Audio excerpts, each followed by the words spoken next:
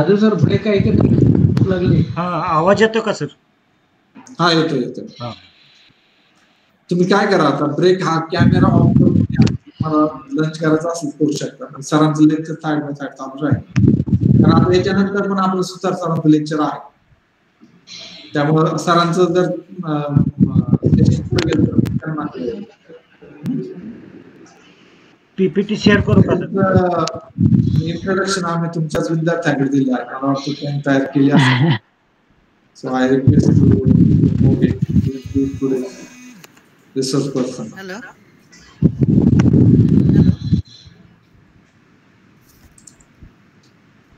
सुरू करा. हॅलो.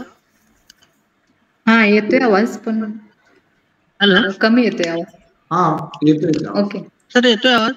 हा येतोय. Yes yes.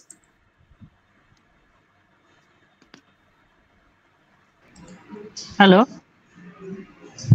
हा बोल Girish. It is an honor and privilege to have a distinguished expert with us today, Dr.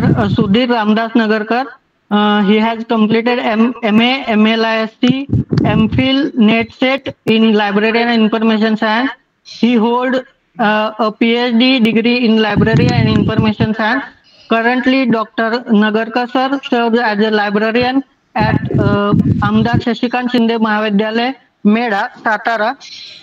Sir has 18 years experience in the field of library and information science. Under his supervision, 4 students are working PhD degree. Sir has published 2 books in library and information science.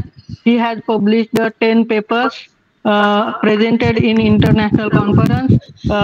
He has published 20 articles in various journals and conference.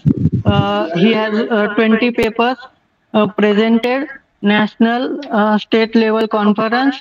Sir has 15 times worked as a resource person in various institutions. I am welcoming you for this session, sir. Over to you, sir. Thank you very much. आवाज येतोय माझा सर्वांना? Yes sir. Yes, हो sir, sir yes. येतोय. Yes sir. मी माझे डेस्कटॉपची screen आहे ते शेअर करतोय. ते काय अलाव करावं लागतंय का ते? नाही सर शेअर करा. तुम्हाला को होस्ट केले ऍक्च्युली. को होस्ट केलं का?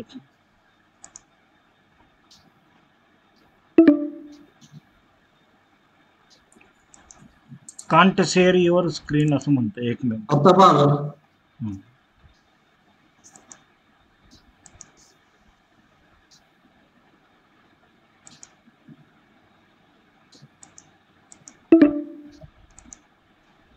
होतंय? होत नाहीये. एक मिनिट. हे काय select window or screen mute website notification while sharing. Screen करा. You must grant permission in order to share your screen. Entire screen करा सर. Your entire screen. झाले का? नाही. हॅलो. नाही आहे सर.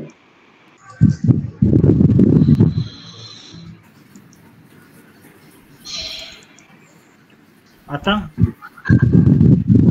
नाही सर. नाही सर. आता होते. हा होते. होत आहे.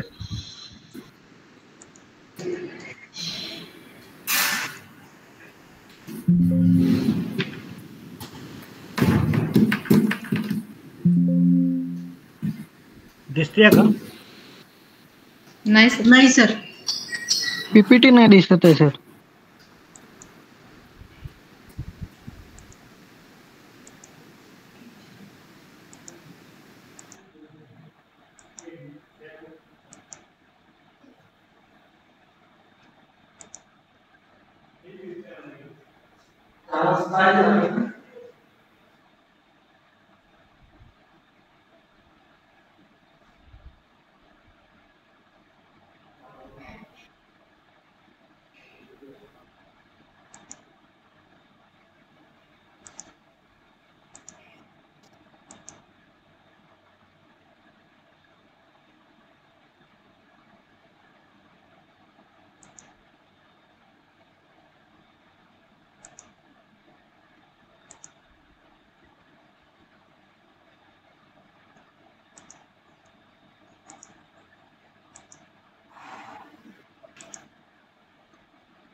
ओके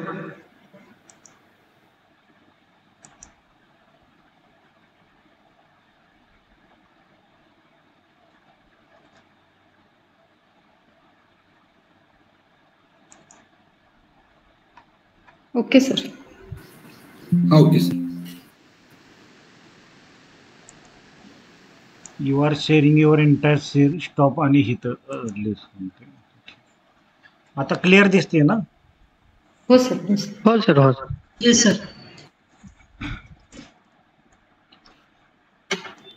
तर सर्वांना माझा नमस्कार. Department of library and information science, head of department doctor Sachin Patil sir, माननीय डॉक्टर युवराज जाधव सर, तसेच इन्चार्ज डायरेक्टर सुतार सर, बिलावर सर आणि सर्व लायब्ररी प्रोफेशनल्स कलिग्स आणि या ठिकाणी PhD कोर्ससाठी उपस्थित असणारे सर्व PhD स्कॉलर्स. तर या ठिकाणी काही स्कॉलर्सनी कॅमेरे ऑन ठेवायला का हरकत नाहीये का? सर्वांनाच भूक लागलेली आहे? सर ते बँडविड्थचा इश्यू येतो त्यामुळं कॅमेरे ऑफ ठेवले. ऑफच ठेवलं. अच्छा. एकाने कोणीतरी हे करा म्हणजे मला जरा समजेल की थोडंसं. तर PhD कोर्स वर्क तुमचा जो चालू आहे त्यामध्ये हे जे व्हरायटीज ऑफ लेक्चर्स असतात ते एक ज्ञानाची शिदोरी तुमच्यासाठी खूप अनमोल असते. कारण PhD चालू असताना संशोधन म्हणजे काय तर रिसर्च, पुन्हा पुन्हा शोध घेणे. तर संशोधन करताना सर्वांना, सर्व स्कॉलर्सना अनेक प्रश्न पडलेले असतात की माझा विषय असा आहे, टायटल असा आहे, त्यानंतर इंट्रोडक्शनमध्ये काय लिहायचं आहे, ऑब्जेक्टिव्ज काय करायचं आहे, हायपोथेसिसमध्ये काय केलं पाहिजे, मग ते त्यानंतर तुमचं सिनॉप्सिस सबमिट होतो. त्याच्यानंतर तुमची गाडी हळूहळू पुढे जात असते. म्हणजे तुम्ही सेकंड चॅप्टर जो आहे लिटरेचर रिव्ह्यू त्याच्यासाठी प्रिपेअर करत असता. मग लिटरेचर रिव्ह्यू म्हणजे काय तर अनेक पुस्तकांमधून तुमच्या विषयाशी रिलेटेड तुम्हाला काय भेटेल. समजा तुम्ही बेस्ट प्रॅक्टिसेसवर PhD करत आहात किंवा ओपन एज्युकेशन रिसोर्सेसवर PhD करत असाल तर त्या विषयाशी रिलेटेड पुस्तकामध्ये काय आलेले आहे, पिरियॉडिकलमध्ये काय आलेलं आहे, एखाद्या जर्नलमध्ये नवीन आर्टिकल काय आलेलं आहे, म्हणजे ह्याचा शोध घेत असतात आणि ते लिटरेचर रिव्ह्यूमध्ये त्याचा रिव्ह्यू घेऊन ते तुम्हाला चॅप्टर 2 मध्ये द्यायचं असतंय. त्याच्यानंतरची प्रोसेस काय की तुमच्या विषयाच्या रिलेटेड तिसरा चॅप्टर असतो आणि चौथा चॅप्टर जो आहे डेटा कलेक्शन. डेटा कलेक्शन केल्यानंतर काय करावं लागतं म्हणजे डेटा कलेक्शनचे जे टूल आहेत, क्वेश्चनियर किंवा मुलाखत किंवा अजून इंटरव्ह्यू शेड्यूल वगैरे तुम्ही बनवता, तर ह्याच्या माध्यमातून तुम्ही काय करत असता, डेटा कलेक्ट करत असता. मग डेटा कलेक्ट केल्यानंतर data analysis and data interpretation म्हणजे डेटा कलेक्शन केलं, क्वेश्चनियर सगळं जमा झालं, पण त्या डेटाचं तुम्हाला काय करायचं असतंय तर डेटा ॲनालिसिस करायचं असतंय, त्याचं इंटरप्रिटेशन करायचं असतंय आणि इंटरप्रिटेशन केल्यानंतर काय करायचं असतंय कन्क्लुजन, फाइंडिंग तुम्हाला लिहायचे असतात आणि त्याच्यासाठी रेफरन्सेस, बिब्लिओग्राफी शेवटी तुम्हाला बनवायची असते. मग ही सगळी जी प्रोसेस आहे संशोधनाची, ही जी पूर्ण रिसर्चची प्रोसेस आहे, त्याच्यासाठी शेवटी तुम्हाला काय करावं लागतं, सगळा अभ्यास झाल्यानंतर रिसर्च रायटिंग करावं लागतं. म्हणजे सिनॉप्सिस बनवताना आता तुम्ही सिनॉप्सिस सबमिट केलेले आहेत, पण जेव्हा सिनॉप्सिस बनवताना तुम्हाला माहीत असतं की नेमकं तुम्ही सायटेशन कसे वापरलेले आहेत किंवा त्याच्यासाठी मायक्रोसॉफ्ट ऑफिस चा वापर करणं हे अनिवार्य व आवश्यक आहे. आता MS ऑफिस न वापरता PhDचा थिसिस कोण करू शकतं का? नाही शक्य सर. नाही करू शकत, कारण शेवटी तुम्हाला रिसर्च जे जुन्या काळामध्ये टायपिंग केला जायचा, आताच्या काळामध्ये आपण लॅपटॉपवर किंवा डेस्कटॉपवर ते MS वर्डचा वापर करून आपण रिसर्च रायटिंग करत असतो. तर त्याच्यासाठी आज या ठिकाणी माझा टॉपिक जो दिलेला आहे तो use of MS office for data and graphical processing. एक लक्षात घ्या की डेटा अँड ग्राफिकल प्रोसेसिंग मध्ये खूप मिनिंग आहे पहा. जसं data collection, data analysis, data interpretation. आता डेटा कलेक्शन केल्यानंतर टेबल फॉर्मॅटमध्ये डेटा द्यावा लागतो तुम्हाला त्यामध्ये. त्याच्यानंतर पाय चार्ट, बार चार्ट, अनेक प्रकारच्या डायग्राम्स त्यामध्ये द्यावा लागत असतात, इमेजेस द्यावा लागत असतात आणि त्याचं इंटरप्रिटेशन करून तुम्ही फाइंडिंग आणि कन्क्लुजनकडे पोहोचत असता. त्यामुळं तुम्हाला थिसिस लिहिताना सर्वात महत्वाची गोष्ट म्हणजे मायक्रोसॉफ्ट वर्डचा प्रॉपर वापर करता आला पाहिजे. मग त्यामुळं मी तुम्हाला या ठिकाणी what is MS? MS means Microsoft. MS means काय? Microsoft. Microsoft is a company, corporation in USA. अमेरिकेतील ही एक कंपनी आहे मायक्रोसॉफ्ट आणि Bill Gates is the owner of Microsoft company. म्हणजे एक लक्षात घ्या की MS ऑफिस मध्ये MS word, MS Excel, MS PowerPoint, MS Access ह्या सर्व गोष्टी येतात. आता MS ऑफिस हे काय आहे? आता मायक्रोसॉफ्ट म्हणजे काय? तर एक लक्षात घ्या की MS office is a application software. आता तुम्ही म्हणाल की सॉफ्टवेअर म्हणजे काय? सूचनांचा संच, म्हणजे प्रोग्राम जो बनवलेला असतो त्याला काय म्हटलं जातं? सॉफ्टवेअर असं म्हटलं जातं. तर सॉफ्टवेअरचे दोन प्रकार आहेत पहा, सिस्टम सॉफ्टवेअर आणि ॲप्लिकेशन सॉफ्टवेअर.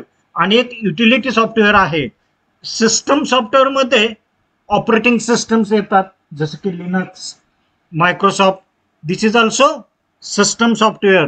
पण MS office is a application software. म्हणजे MS ऑफिस काय आहे? तर ॲप्लिकेशन सॉफ्टवेअर आहे. तर MS एक्सेलमध्ये वर्ड, पॉवर पॉइंट आणि एक्सेल ह्या सर्व गोष्टी येत असतात आणि याचा वापर तुम्हाला करावयाचा असतो. आता मायक्रोसॉफ्ट जे आहे तर ते कोणत्या वर्षी डेव्हलप झालेलं आहे? तर 1990 साली ते डेव्हलप झालेलं आहे आणि त्याचं सध्याचं करंट व्हर्जन जे आहे ते MS ऑफिस 2023 हे सध्याचं त्याचं करंट व्हर्जन आहे. आता हु इज ओनर ऑफ, म्हणजे who is a founder of Microsoft किंवा सध्याचे CEO कोण आहेत असा जर प्रश्न विचारला तर तुम्हाला म्हणजे माझं पूर्ण व्यवस्थित समजतंय सगळ्यांना? Yes sir. Yes sir. Yes तर एक लक्षात घ्या की फाउंडर जे आहेत ते कोण आहेत? Bill Gates. मी मगाशी सांगितलं तुम्हाला. पण मायक्रोसॉफ्ट कंपनी जे आहे तिचे CEO कोण आहेत? तर CEO म्हणजे कोणतं? चीफ एक्झिक्युटिव्ह ऑफिसर कोण आहेत? सत्यनारायण नाडेला. तर हे कोण आहेत? तर ते कुठून बिलॉंग करतात? तर भारतातून बिलॉंग करतात.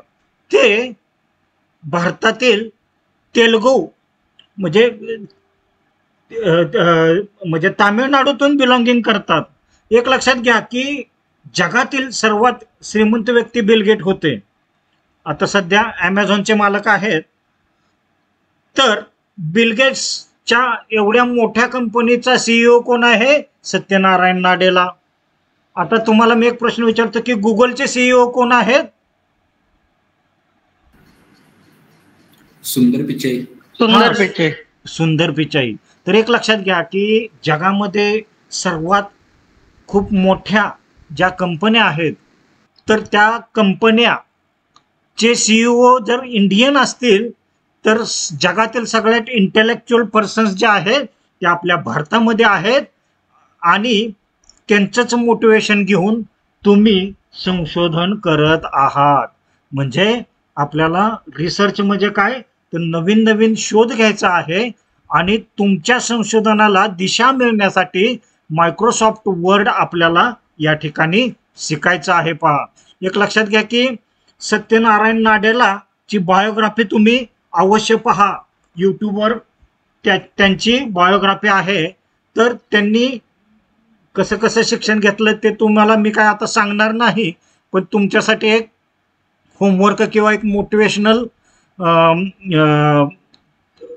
मोटिवेशनल व्यक्तिमत्व म्हणजे म्हणून मी ते या ठिकाणी ठेवलेलं आहे. पहा, तर what is a Microsoft office.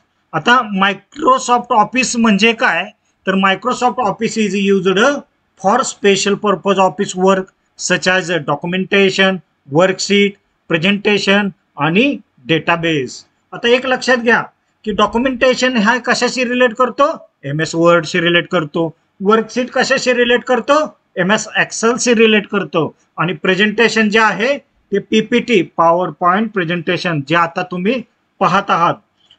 आणि डेटाबेस जो आहे तो MS ॲक्सेस. जुन्या काळामध्ये आम्ही ई ग्रंथालय हे सॉफ्टवेअर वापरत होतो, आता आम्ही कोहा हे सॉफ्टवेअर वापरत आहे. पण MS ॲक्सेसचा वापर त्या काळात ई ग्रंथालयामध्ये सुद्धा केलेला होता. म्हणजे अशा प्रकारे मायक्रोसॉफ्टचा वापर कसा करायचा, कुणी केलेला आहे, त्याचे अस्तित्व कधी सुरुवात झालेले आहे हे आपण पाहिलेलं आहे. खरं तर हे प्रॅक्टिकल सेशन आहे. प्रॅक्टिकल सेशन म्हणजे काय, तर तुम्हाला मायक्रोसॉफ्ट समजलं पाहिजे, मायक्रोसॉफ्टचा इफेक्टिव्ह वापर कसा करायचा हे समजलं पाहिजे. ह्यासाठी हे आपण सेशन या ठिकाणी आहे. पहा, तर सर्वात महत्वाचं म्हणजे तर या ठिकाणी मायक्रोसॉफ्ट वर्डची या ठिकाणी एक विंडो दिलेली आहे. पहा, तर इथं फाईलच्या वरच्या बाजूला जे क्विक ॲक्सेस टूलबार आहे इथं दिसतंय ना सर्वांना. येस हो सर. सर, हो दिसतंय. हा, क्विक ॲक्सेस टूलबार वरचे जे आहेत ना, सेव्ह, अंडू, त्यानंतर अजून 2-3 ऑप्शन आहेत. पहा, तर ते क्विक ॲक्सेस टूलबार आहे. त्यानंतर फाईल टॅब या ठिकाणी दिलेले आहे. पहा, त्यानंतर रिबन, त्यानंतर टायटल बार. या ठिकाणी डॉक्युमेंट 1 जेव्हा आपण फाईल सेव्ह करत असतो तेव्हा ते जे नाव दिलेलं असतं ते टायटल बार मध्ये दिसत असतं. पहा, तर या ठिकाणी क्लोज, रिस्टोर आणि मिनिमाइज हे ऑप्शन आहेत. जर आपल्याला विंडो मिनिमाइज करायची असेल, म्हणजे मल्टीटास्किंग जेव्हा करायचं असतं की अनेक एक विंडो लहान करायची, दुसरी विंडो ओपन करायची, तिकडचं रीड करायचं, नंतर आपल्या थेसिसमध्ये काही डेटा ऍड करायचं, त्यावेळेला मिनिमाइज हा ऑप्शन वापरला जातो. आणि हा एक आहे तो क्लोज हा ऑप्शन आहे. पहा, तर त्यानंतर डायलॉग बॉक्स लॉन्चर, हे जे खालच्या बाजूला जे क्लिपबोर्ड, फॉन्ट, पॅराग्राफ हे दिलेले आहेत हे ग्रुप्स आहेत. पहा की इथं त्या ग्रुप्सचा वापर तुम्ही तुमच्या मायक्रोसॉफ्ट वर्डमध्ये डॉक्युमेंट बनवताना, तुमचा रिसर्च थेसिस बनवताना तुम्ही करायचा असतो. पहा, त्यानंतर खालचा जो आहे त्याला स्टेटस बार असं म्हटलं जातं. त्यानंतर डॉक्युमेंट एरिया, व्ह्यू बटन्स, या ठिकाणी पुस्तकाचं चित्र आहे. पहा, तर इथं व्ह्यू आपल्या कोणत्या व्ह्यू मध्ये आपल्याला पाहायचं, का इंटरनेट व्ह्यू मध्ये आपल्याला रीड करायचं आहे, का सिंगल पेज व्ह्यू मध्ये पाहायचं आहे, का बुक फॉर्म व्ह्यू मध्ये आपल्याला पाहायचं आहे, ते या ठिकाणी ठिकाणाहून समजतं. पहा, त्यानंतर झूम कंट्रोल, या ठिकाणी एक बार दिलेला आहे, प्लस आणि मायनसचं चिन्ह आहे. इकडे घेतलं तर लहान होतं, इकडे घेतलं तर मोठं होतं. हे MS वर्डचे बेसिक इन्फॉर्मेशन आहे. पहा, तर फीचर्स ऑफ मायक्रोसॉफ्ट वर्ड, तर तुम्ही मायक्रोसॉफ्टचा वापर करून कोणतं फीचर तुम्ही हे करू शकता, वापरू शकता. तर क्रिएटिंग डॉक्युमेंट, एडिटिंग डॉक्युमेंट म्हणजे एखादं डॉक्युमेंट क्रिएट करण्यासाठी, एडिट करण्यासाठी, ग्राफिक्स ऍड करण्यासाठी, वर्ड आर्ट, त्यानंतर प्रिंटिंग डॉक्युमेंट प्रिंट करताना सुद्धा मायक्रोसॉफ्ट वर्डचा वापर केला जातो. त्यानंतर प्रूफिंग वर्ड डॉक्युमेंट, त्यामध्ये प्रूफिंग करण्यासाठी स्पेलिंग चेकर. माझ्या एका स्टुडंटनी मी आता नाव सांगत नाही, पण अनेक मिस्टेक्स केल्या होत्या. पण मायक्रोसॉफ्टचा वर्डचा जर वापर प्रॉपर करायचा जर त्या विद्यार्थ्याला माहित असेल तर स्पेलिंग चेकर हे बाय डिफॉल्ट स्पेलिंग चेक करून देतं. त्यामुळे तुमचे स्पेलिंग मिस्टेक होत नाहीत. ग्रामर चेकर आहेत, थिसॉरस तुम्ही बनवू शकता, त्यानंतर ॲटो करेक्ट करतो तो. त्यामुळे अतिशय इफेक्टिव्ह वापर जर तुम्ही शिकला तर तुम्हाला 100% PhDचा थिसिस लिहिताना कसलीही अडचण येणार नाही. एक लक्षात घ्या पहा की फॉर्मॅटिंग वर्ड डॉक्युमेंट. आता the process to change the appearance of a document is called as document formatting. एक लक्षात घ्या की कोणतंही डॉक्युमेंट जर तुम्ही बनवत असाल तर त्याचं एक डॉक्युमेंट फॉर्मॅट करणं खूप महत्वाचं असतंय. म्हणजे सिंगल कॅरेक्टर, वर्ड, त्यांच्यामध्ये लाईन स्पेस किती पाहिजे, पॅराग्राफ कसा पाहिजे, असं पूर्ण होल डॉक्युमेंटचं. जेव्हा तुमचा 300 पाने थेसिस जो आहे तो थेसिस जेव्हा तुम्ही बनवत असता तर त्यावेळेला ह्या सर्व गोष्टींचा तुम्हाला वापर करायचा असतो. एक लक्षात घ्या की हा माझा PhDचा थेसिस आहे, दिसतोय तुम्हाला? Yes sir. हा, तर आज मी या तुमच्या व्याख्यानाच्या निमित्तानं तो ओपन करून पाहिला तर खूप म्हणजे एकदम अशी एकदम एनर्जी आली की किती स्ट्रगल केला होता, काय काय केलं होतं सगळं आठवायला लागलं पहा. तर एक लक्षात घ्या की तुम्हाला मायक्रोसॉफ्ट वर्डचा जर प्रॉपर वापर करता आला तर तुम्हाला कसलंही टेन्शन घ्यायची गरज नाही. PhD तुमची इझिली होणार आहे. तुम्ही जे नॉलेज गेन करणार आहात, जुन्या काळामध्ये कार्ड कॅटलॉग असायचे. आम्हाला जुन्या काळामध्ये डॉक्टर CR करिसिदप्पा सरांच्या अंडर माझी PhD झालेली आहे आणि सरांच्या अंडर 39वा विद्यार्थी मी सरांचा होतो. त्यामुळं सरांनी मला सुरुवातीला कार्ड्स बनवायला लावले होते की सायटेशन तुम्ही रेफरन्स घेतला की ते कार्ड्स असे बनवायचे. मग ते खूप काय काय काय ते अल्फाबेटिकली लावायचे आणि ते नंतर मग मी सरांना म्हटलं की सर मी मायक्रोसॉफ्टचा वापर करून हे सगळं ऑटोमॅटिक करतो. तर सर म्हटले ठीक आहे, म्हटले कर. तर एक लक्षात घ्या की जेव्हापासून मायक्रोसॉफ्ट वर्ड मी शिकलो त्यावेळेला माझं PhDचं टेन्शन कमी झालं. किती टक्के? 25% कमी झालं. त्याच्यानंतर कोण होते तुमचे? हॅलो, येतो ना आवाज तुम्हाला? Yes sir. सर गाईड कोण होते तुमचे? Doctor CR Karisiddappa. Okay okay. Dharwad युनिव्हर्सिटीचे HOD होते. सरांचा मी 39वा विद्यार्थी आहे आणि शिवाजी विद्यापीठामध्येच माझी PhD पण झालेली आहे. तर एक लक्षात घ्या की PhD करताना मी सुरुवातीला तुमच्यासारखाच विद्यार्थी होतो पहा आणि त्यावेळेला मला खूप स्ट्रेस आला होता की सगळं मी करत होतो पण मी कुठे चाललो हे समजत नव्हतं. मग त्यावेळेला 2013 साली लायब्ररी ओरिएंटेशनसाठी, लायब्ररी ओरिएंटेशन नाही म्हणजे आमचं त्या असिस्टंट प्रोफेसरचं ओरिएंटेशन असतं, त्याच्यासाठी गोवा युनिव्हर्सिटीमध्ये आम्ही 28 दिवस होतो आणि गोवा युनिव्हर्सिटीमध्ये 28 दिवसामध्ये डॉक्टर गोपा कुमार सर आहेत, तर त्यांचं एक सेशन त्या ठिकाणी होतं आणि त्यांनी मायक्रोसॉफ्ट वर्डचा वापर कसा करायचा, सायटेशन टूलचा वापर कसा करायचा, रेफरन्स टूलचा वापर नेमका कसा करायचा हे सांगितलं आणि एका व्याख्यानामुळं माझं 25% म्हणजे 100 पैकी 25% मायक्रोसॉफ्ट वर्ड मी शिकल्यानंतर कमी झालं होतं. पण ज्या गोपाकुमार सरांचं व्याख्यान ज्यावेळेस मी ऐकलं आणि ते मला जमायला लागलं त्यावेळेस मी समजलं की आपलं 75% आता PhD झाल्यासारखे. त्या दिवशीच मी ठरवलं होतं की आपली PhD होणार, कसलीही अडचण येणार नाही, का तर मी मायक्रोसॉफ्ट वर्डचं रेफरन्स टूल शिकलेलो होतो. म्हणजे एवढं महत्त्व मी देऊन तुम्हाला का सांगतोय, कारण तुम्हाला पण ते भविष्यामध्ये उपयोगी पडणार आहे. तर फॉर्मॅटिंग वर्ड डॉक्युमेंट, त्यानंतर क्रिएटिंग टेबल्स. जसं मी तुम्हाला सांगितलं की डेटा कलेक्शन केल्यानंतर डेटाचा टेबल फॉर्मॅटमध्ये तुम्हाला डेटा जो आहे तो द्यावा लागतो. म्हणजे Microsoft word provides a tool called table. It is used to organise information of rows and columns. The intersections of row and columns is called cell. म्हणजे ह्या कॉलम मध्ये, रो मध्ये आणि कॉलम मध्ये जे कर्सर असतो त्याला काय म्हणतात? सेल असं म्हटलं जातं. तर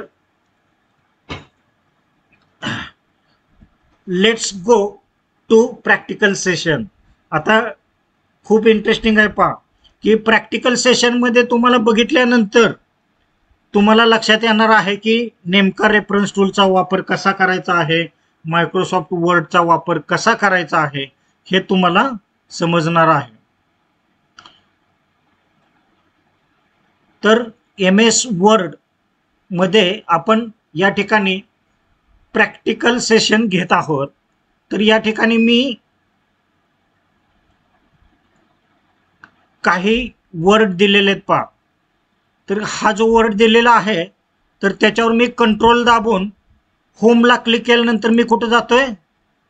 होम डॉक्युमेंट माझं ओपन होतंय. झालं का? म्हणजे हे कशामुळे झालेलं आहे? Because of hyperlink. म्हणजे पीपीटीतून मी जम्प कुठे केली? वर्ड डॉक्युमेंट मध्ये जम्प केलेले आहे पहा. तर एक लक्षात घ्या की या ठिकाणी हा एक आपण एक्झाम्पल साठी या ठिकाणी हा पॅराग्राफ दिलेला आहे. तर होम टॅब मध्ये काय काय असतंय? तर होम टॅब मध्ये या ठिकाणी new, open, info, save as, print, share, export, close, account, feedback आणि ऑप्शन्स हे सर्व मेनू दिलेले आहेत पहा. तर या ठिकाणी न्यू म्हटल्यानंतर न्यू ब्लँक डॉक्युमेंट ओपन होतं. ओपन म्हटल्यानंतर रिसेंट, आपण ज्या डॉक्युमेंटमध्ये काम करत आहोत तर ते काम करत असताना रिसेंट डॉक्युमेंट या ठिकाणी डेटनुसार या ठिकाणी दिलेले असतात पहा. तर ते डेटनुसार आपण आपलं डॉक्युमेंट शोधू शकतो. आणि जर समजा नाही सापडलं तर आपण दिस पीसी मध्ये जाऊन या ठिकाणी सर्चचा वापर करून आपण शोधू शकतो. त्यानंतर सर्वात महत्त्वाची गोष्ट म्हणजे काही वेळेला तुमचा पीसी अजून कोणीतरी वापरत असतं, लॅपटॉप तुमचा दुसरं कोणीतरी वापरत असतं. त्याच्यासाठी तुम्हाला प्रोटेक्ट डॉक्युमेंट करू शकता तुम्ही. हे पहा, एखाद्या आता हे होम डॉक्युमेंट नावाचं हे जे वर्ड डॉक्युमेंट आहे तर त्याला आपल्याला प्रोटेक्ट करायचं असेल तर या इन्फोमध्ये जायचं पहा आणि प्रोटेक्ट डॉक्युमेंट या ठिकाणी म्हणायचं आहे. आणि मॅनेज डॉक्युमेंट, तर या ठिकाणी आपण पासवर्ड आपण देऊ शकतो.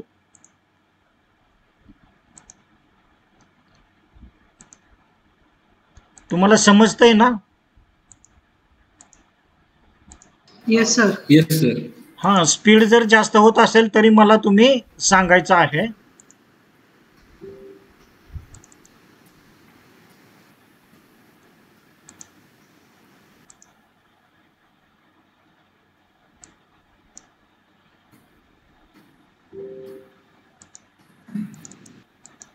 आता या ठिकाणी प्रोटेक्ट डॉक्युमेंटला क्लिक केल्यानंतर आपण इनक्रिप्ट विथ पासवर्ड असं म्हणतो. आता इथं 1 2 3 4 5 आणि 6 असा मी पासवर्ड या ठिकाणी देतो. री एंटर पासवर्ड 1 2 3 4 5 6 आणि या ठिकाणी ओके म्हणतो. आता हे डॉक्युमेंट काय झालेलं आहे? प्रोटेक्ट झालेलं आहे. तर जेव्हा हे डॉक्युमेंट दुसरा कोणी ओपन करेल त्यावेळेला त्याला काय म्हणतंय? पासवर्ड मागितला त्यांनी. मग enter password to open file, म्हणजे तुम्ही स्वतः पासवर्ड दिल्यामुळं तुम्ही 1 2 3 4 5 6 हा जो पासवर्ड आहे तो क्लिक केल्यानंतर तुमचं डॉक्युमेंट ओपन होतं. म्हणजे ह्या गोष्टी महत्त्वाच्या आहेत पहा की तुम्ही तुमचं कारण एखाद्याच्या घरामध्ये अनेक जण जर लॅपटॉप वापरत असतील तर तुमच्या डॉक्युमेंटमध्ये जाऊन कोणी काही करू नये ह्याच्यासाठी ही काळजी घेणं गरजेचं आहे. आता तुम्ही म्हणाल की एकदा आम्ही आता प्रोटेक्ट डॉक्युमेंट केलंय आणि आता ते प्रोटेक्ट डॉक्युमेंट आम्हाला नको आहे, तर आम्हाला काय करावं लागेल, तर ते काढता पण येतं पहा. तर तिथूनच जायचं आपल्याला, की होम मधून जायचं, 1 2 3 4 5 6 ओपन करायचं डॉक्युमेंट.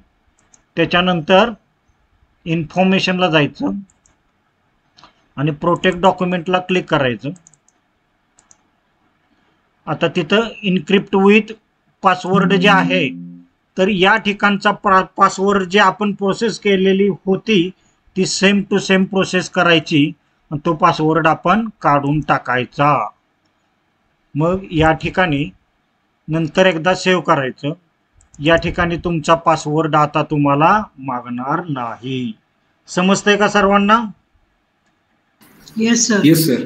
हा, म्हणजे आता तुम्हाला Yes, sir. प्रोटेक्ट डॉक्युमेंट हे आपण शिकवलेलं आहे पहा. आता तुम्ही मायक्रोसॉफ्ट वर्ड मध्ये एक्झाम्पल साठी एखादा पॅराग्राफ करायचा असेल तर इज इक्वल टू साइन द्यायची, RAND 2 कंस करायचे आणि एंटर मारायचा. या ठिकाणी पासवर्ड एक तुम्हाला पॅराग्राफ तयार करून दिलेला आहे पहा. म्हणजे ह्या ज्या ट्रिक्स आहेत, म्हणजे hard work plus smart work is equal to success असं म्हटलं जातं. पण success is result of hard work. म्हणजे तुम्हाला जर सक्सेस मिळवायचा असेल तर हार्ड वर्क जसं गरजेचं आहे तसं स्मार्ट वर्क खूप गरजेचं आहे. जसं की मी शेवटी तुम्हाला PPT मध्ये शॉर्टकट कीज दिलेले आहेत, तर त्या तुम्ही पाहायच्यात आहे आणि त्याचा वापर करून तुम्ही कमीत कमी वेळात मायक्रोसॉफ्ट वर्ड तुम्ही हे करायचं आहे पहा. तर अशा प्रकारे तुम्ही होम टॅबमध्ये या ठिकाणी आता तुम्ही हे खूप इंटरेस्टिंग आहे पहा, की इथं तुम्ही आता इथं साईडला जे आहे, बऱ्याच PhD स्कॉलर्सला माहीत नसतं की ही जी इकडं जे हे कॅन ऑनलाईन हे डॉक्युमेंट हे पुढं मागं वर खाली झालंय तर काय करायचं, कसं करायचं, हे एक सरळ दिसण्यासाठी काय केलं पाहिजे. तर इथं सिम्पल वे आहे पहा. इथं जस्टिफाय म्हटलं की इथं जस्टिफाय असं होत असते. म्हणजे खूप साधी गोष्ट आहे जे आपण MSIT ला ऑलरेडी शिकलेलो आहोत, तरी पण आपल्या लक्षात नसते. फॉन्ट मोठा करायचा असेल, या ठिकाणी ए जो सिम्बॉल आहे इथं फॉन्ट आपण मोठा करू शकतो. फॉन्ट या ठिकाणी बदलू शकतो पहा, मोठा करू शकतो, बदलू शकतो. त्याच्यामध्ये आपण कलर देऊ शकतो. आता फॉन्टला कलर दिला, समजा मला थोडंसं अंडरलाईन पाहिजे तर अंडरलाईन करू शकतो. आता ह्या खूप सोप्या गोष्टी आहेत, पण काही स्कॉलर्सला याची पण गरज आहे.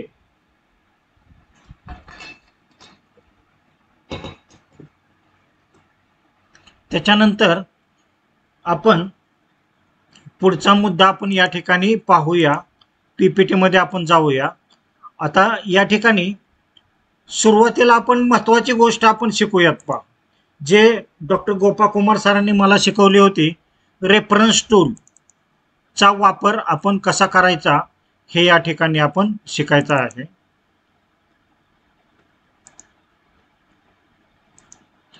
तर रेफरन्स टूल मध्ये या ठिकाणी हा मी पॅराग्राफ एक्झाम्पल साठी घेतलेला आहे. हा कशाशीही रिलेट करत नाही पहा.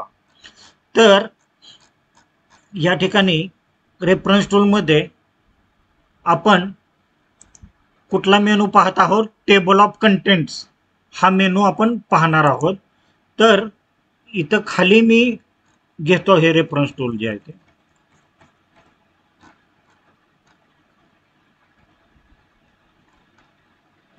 आता इंट्रोडक्शन.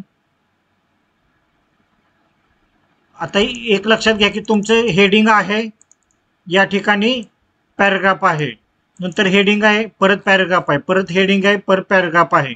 तर हे जेव्हा तुमचा 300 पेजेसचा थेसिस तयार होतो त्यावेळेला तुमच्या डोक्यात काय असतंय की बाबा टेबल ऑफ कंटेंट मी कशी तयार करू, असा प्रश्न तुमच्या डोक्यामध्ये येतो.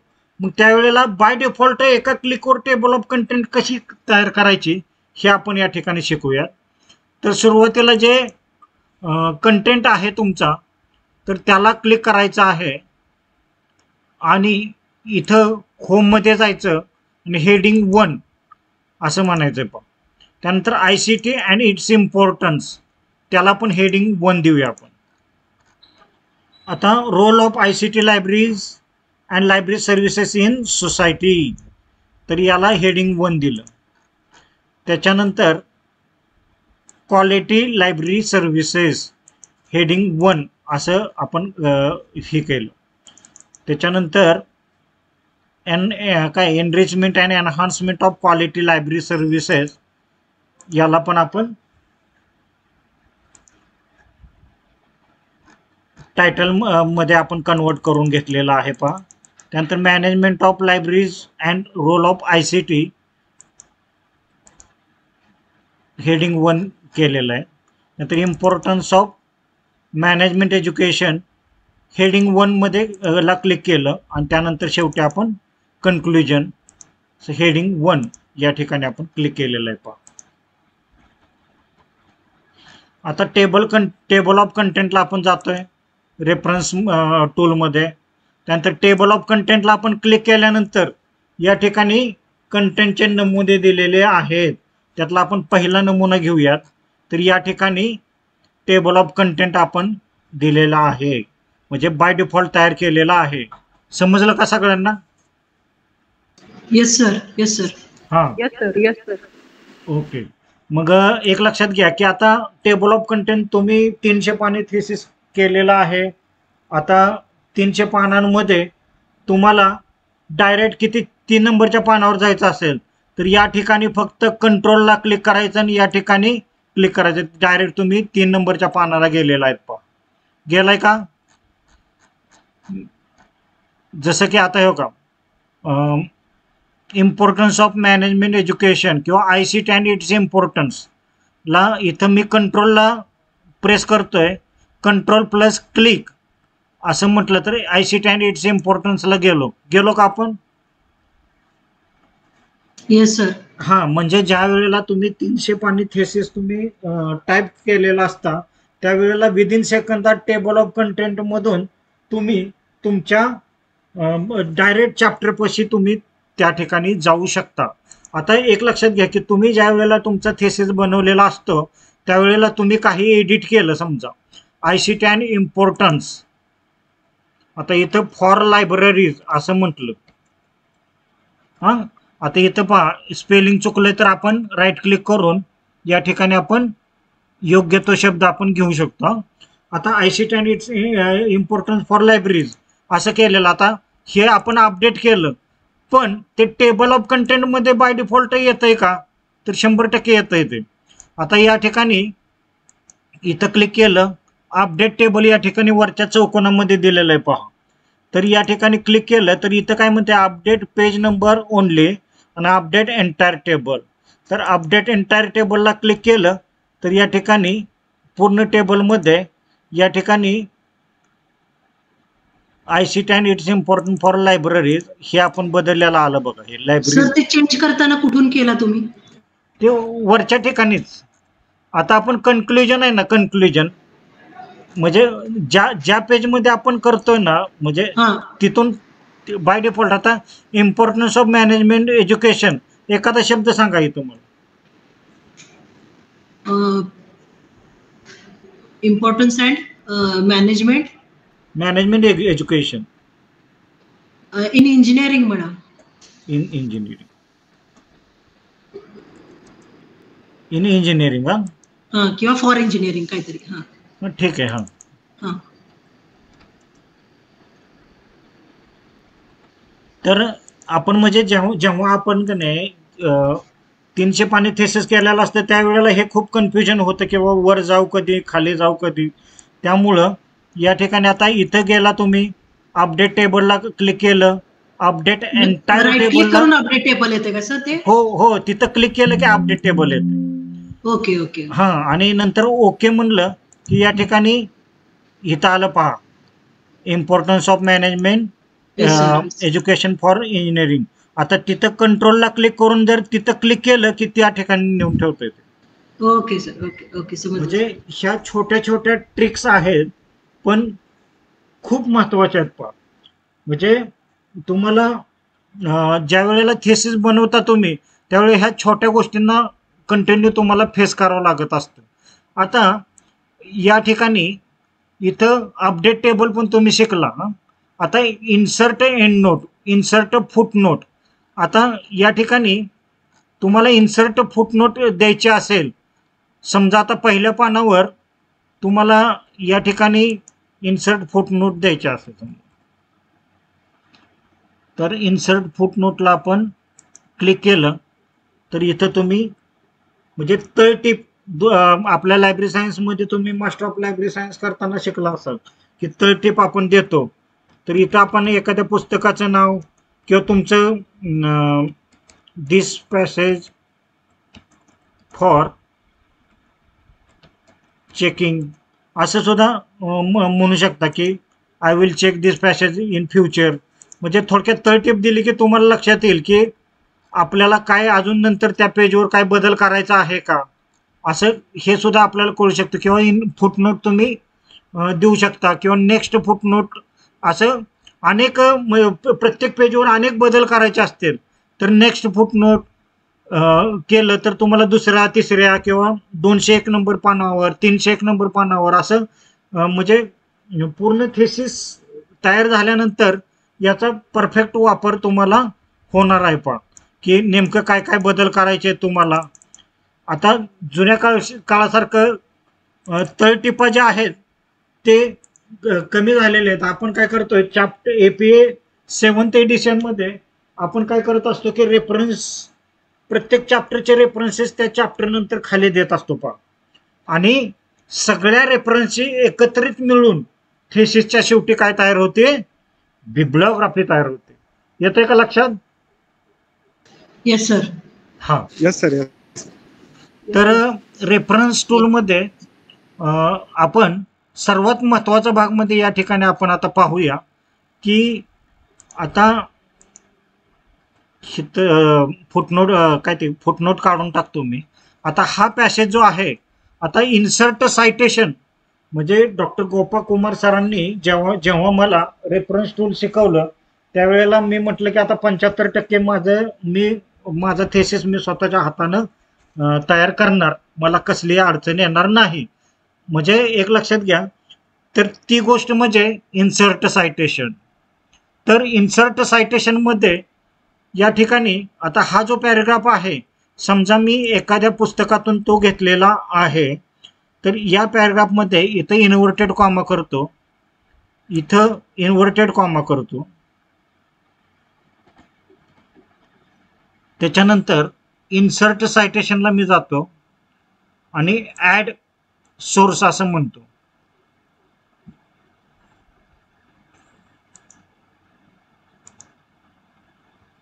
आपण एक नवीन डॉक्युमेंट उघडूया म्हणजे तुम्हाला फ्रेश समजेल.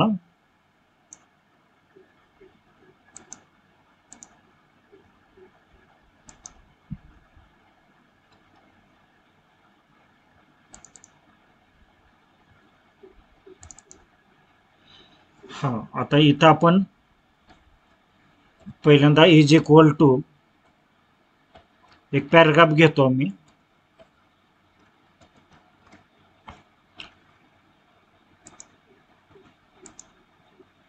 याला काय करतो डेटा नाव देतो.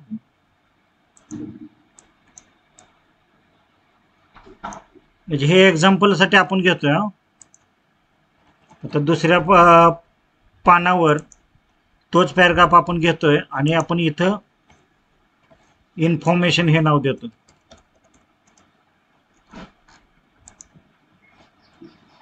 तिसऱ्या पानावर तोच पॅराग्राफ घेतो आपण आणि त्याला काय देतोय, नॉलेज. आणि चौथ्या पेजवर एक पॅराग्राफ घेतोय आणि आपण विजडम.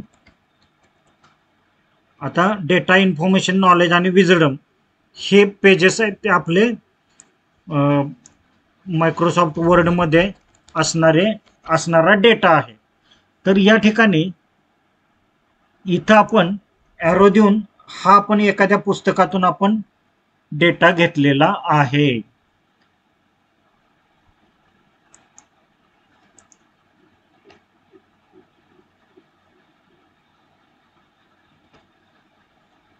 इथं मी जरा हे करतो, जस्टिफाय करून घेतो. संपूर्ण डॉक्युमेंटच मी जस्टिफाय करतो. ऑल सिलेक्ट केला आणि जस्टिफाय केला. तर एक लक्षात घ्या की या ठिकाणी आपण एरो दिलेला आहे, तर इथं कर्सर आपल्याला ठेवायचा आहे. त्यानंतर रेफरन्समध्ये आपण जायचंय, इन्सर्ट सायटेशन म्हणायचं आणि ॲड न्यू सोर्स करायचा आहे.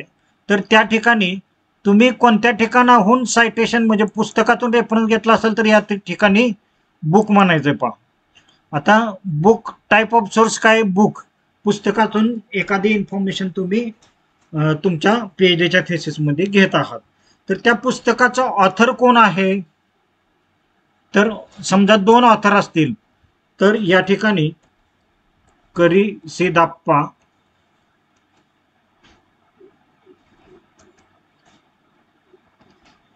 CR ॲड आणि माझं नावच टाकतो मी, नगरकर SR. तर ह्यांनी हे पुस्तक लिहिलेलं आहे, त्यांच्यातला मी डेटा घेतलेला आहे. पुस्तकाचं नाव आहे use of ICT for quality enhancement of library.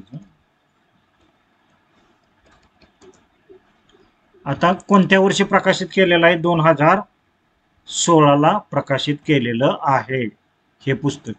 त्यानंतर सिटी कोणती होती, समजा पुणे. त्यानंतर पब्लिशर कोण होता, समजा युनिव्हर्सल.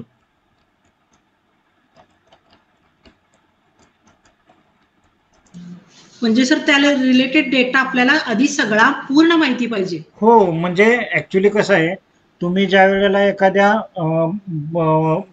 पुस्तकाचा रेफरन्स घेता, आता समजा तुमचे बेस्ट प्रॅक्टिसेसवर पीएचडी चालू आहे आणि इनोव्हेटिव्ह बेस्ट प्रॅक्टिसेसवर एक पुस्तक तुम्हाला भेटलं, त्या पुस्तकातला तुम्ही एखादा पॅराग्राफ तुम्ही तुमच्या थेसिसमध्ये घेत आहात तर नोट डाऊन करून ठेवायला पाहिजे. हा, तर किंवा लिटरेचर रिव्ह्यू मध्ये तुम्ही त्या पुस्तकाचा रिव्ह्यू करता की बाबा तुमच्या पीएचडीच्या थेसिसशी रिलेटेड काय महत्वाचं आहे ते तुम्ही, परवा तुम्हाला सावंत मॅडमनी शिकवले पहा की लिटरेचर रिव्ह्यू तुम्हाला घेताना तुम्ही स्वतःच्या भाषेमध्ये वगैरे सांगितलं ना, त्या पद्धतीने तो पॅराग्राफ तुम्ही तयार करायचा आहे आणि त्या पॅराग्राफला त्या पुस्तकातून घेतल्यामुळं त्या पुस्तकाचा रेफरन्स त्या ठिकाणी द्यायचा आहे, म्हणजे ते सायटेशन झालं. असे प्रत्येक चॅप्टरमध्ये येणारे जे सर्व रेफरन्सेस आहेत तर ते तुमच्या चॅप्टरच्या शेवटी रेफरन्सेस जी तयार होतात किंवा त्यालाच बिब्लिओग्राफी जी तयार होती ती बाय डिफॉल्ट तयार होते. मग तुम्ही 100 एका चॅप्टरमध्ये समजा 20 ह्याचे रेफरन्सेस घेतले, म्हणजे पिरियॉडिकलचे घेतले, पुस्तकांचे घेतले किंवा एका चॅप्टरला किंवा वेबसाईट मधला घेतला, एखाद्या वेबसाईटचा रेफरन्स घेतला, तर ते तुम्ही तुमच्या तिथं रेफरन्सेसमध्ये किंवा बिब्लिओग्राफीमध्ये कसं आणू शकता. आणि ते एका क्लिकवर, म्हणजे तुम्हाला जर ते मॅन्युअली करायचं म्हणलं तर ते डॉट कॉमा, आता इथं कर्षदापा नंतर कॉमा आहे पहा, CR नंतर कोलन आहे, कारण नगरकर नंतर कॉमा. आता हे APA स्टाईल नुसार आपण करत आहोत, तर त्याचं आपण उदाहरण पाहत आहोत. लक्षात येत आहे ना? Yes sir. हा, तर एक लक्षात घ्या की आता इथं पब्लिशर आपण झाला, आता इथं शो ऑल बिब्लिओग्राफी फील्डला क्लिक करायचं पहा की बाकीच्या पण गोष्टी असतात की ISBN असतो त्या पुस्तकाचा, तर एडिटर, वॉल्यूम, तर ह्या काही गोष्टी नाहीत, पण पेजेस असतात पुस्तकामध्ये. आपण कुठल्या पेजवरचं आपण हे घेतलेलं आहे, समजा 25 नंबरच्या किंवा 25-26 नंबरच्या पुस्तकातला आपण रेफरन्स घेतलेला आहे. त्यानंतर एडिशन पण असतं पहा की सेकंड एडिशन असेल पुस्तकाचं किंवा फर्स्ट एडिशन असेल. त्यानंतर या ठिकाणी खालच्या बाजूला तुम्हाला स्टँडर्ड नंबर दिलेला आहे. हा स्टँडर्ड नंबर जो आहे तो ISBN असतो पहा, इथं दिलेला आहे. एक्झाम्पल ISBN आणि ISSN दिसतंय का तुम्हाला इथं खाली? हा सर, दिसतंय. हा, तर तुम्हाला एक्झाम्पल दिलेलं असतंय, तर स्टँडर्ड आता आपण 1 2 3 4 5 6 7 8 9 10 11 12 13 असा एक आपण आकडा टाकू देत तिथे स्टँडर्ड नंबर. तर हे तुमचे इन्फॉर्मेशन बिब्लिओग्राफिकल इन्फॉर्मेशन भरल्यानंतर ओकेला क्लिक केल्यानंतर काय झालं, इथं फक्त काय आलं, कर्षदाप्पा नगरकर एवढं झालं. कळलं का? आणि असे तुम्ही जेवढे तुम्ही रेफरन्सेस आहेत ना, एका क्लिकवर तुमची बिब्लिओग्राफी नंतर बनणार आहे. आता आपण पुस्तकाचं उदाहरण पाहिलं, त्यानंतर आता तुम्हाला एखाद्या पिरियडिकल किंवा जर्नल मधला रेफरन्स घ्यायचा आहे, तर इथं जर्नल आर्टिकलला क्लिक केलं, ऑथरला क्लिक केलं. समजा इथं कुंभार राजेंद्र असं ऑथरचं नाव दिलं. त्याच्यानंतर टायटल काय, आर्टिकलचं टायटल, आर्टिकलचं टायटल जे आहे ते आपण लिहितोय, तर comparative study of websites in India, हे आपण एक्झाम्पल म्हणून घेतोय. त्यानंतर ॲलिस, जर्नल नेम काय, ॲनल्स of library science.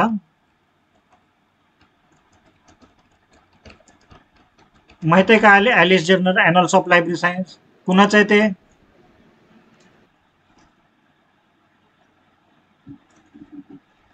Annals of library and information science कुणाचं आहे?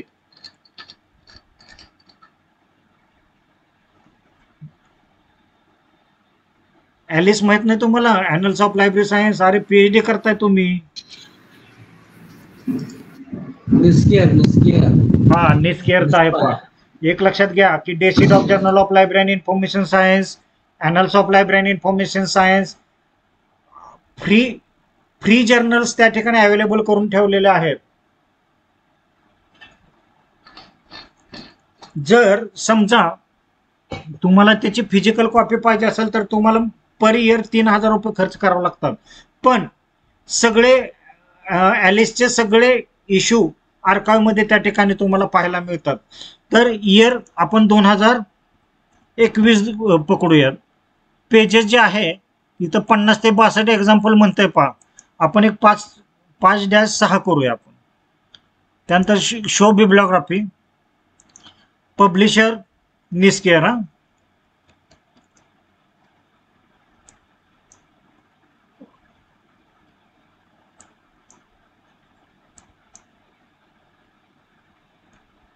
आता इयर कोणत्या साली पब्लिश झालेलं आहे, तर 2023ला हे जर्नल पब्लिश झालेलं आहे. किंवा इथं इयर ॲक्सेसड, मंथ ॲक्सेसड आणि डे ॲक्सेसड दिलेलं आहे. पहा की तुम्ही ते जर्नल ऑनलाईन जर ॲक्सेस केलेलं असेल तर कोणत्या तारखेला केलं वगैरे ते त्या ठिकाणी तुम्ही देऊ शकता. किंवा इथं स्टँडर्ड नंबर दिलेला आहे, तर इथं ISSN नंबर 1 2 3 4 5 6 7 8 असं आपण देऊयात एक एक्झाम्पल म्हणून. आणि ओके केल्यानंतर या ठिकाणी कुंभार 2021 आलेलं आहे. पहा, तर अशा प्रकारे आपण एका पुस्तकाचा रेफरन्स या ठिकाणी पाहिला, त्यानंतर एका जर्नलचा रेफरन्स या ठिकाणी आपण पाहिलेला आहे. त्याच्यानंतर आता आपण एका वेगळं इन्सर्ट सायटेशन करूया. आता जिथं जो रेफरन्स आपण घेतोय ना त्याला इन्व्हर्टेड कॉमामध्ये द्यायचं, इन्व्हर्टेड कॉमा, आणि त्याच्यानंतर तुम्ही कर्सर जिथं ठेवतो तिथंच ते ऑथरचं नाव येत असतंय. पहा, तर ॲड न्यू सोर्समध्ये जायचं, म्हणजे रेफरन्स टूलमध्ये इन्सर्ट सायटेशनमध्ये ॲड न्यू सोर्स. तर ॲड न्यू सोर्समध्ये गेला तुम्ही. आता इथं कॉन्फरन्स प्रोसिडिंग असं घेऊयात आपण. आता कॉन्फरन्स प्रोसिडिंगमध्ये इथं ऑथरचं नाव,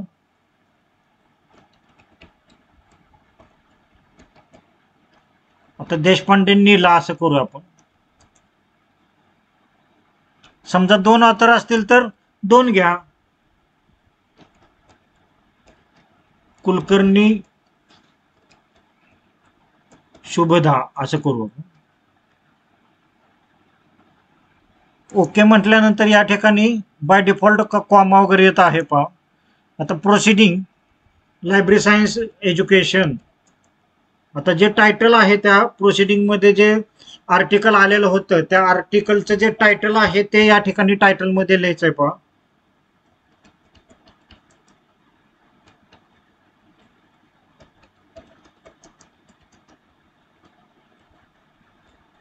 library science education in India असा आर्टिकल समजा प्रोसिडिंग मध्ये लिहिलेला आहे.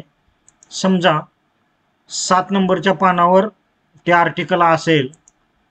समजा 2010 साली ते पब्लिश झालेलं असेल. कॉन्फरन्स पब्लिकेशन नेम, आता कॉन्फरन्स पब्लिकेशन जे आहे समजा इयाट लिस्टने भरवलेले असेल तर इयाट लिस्टचं हे कॉन्फरन्स प्रोसिडिंग आहे.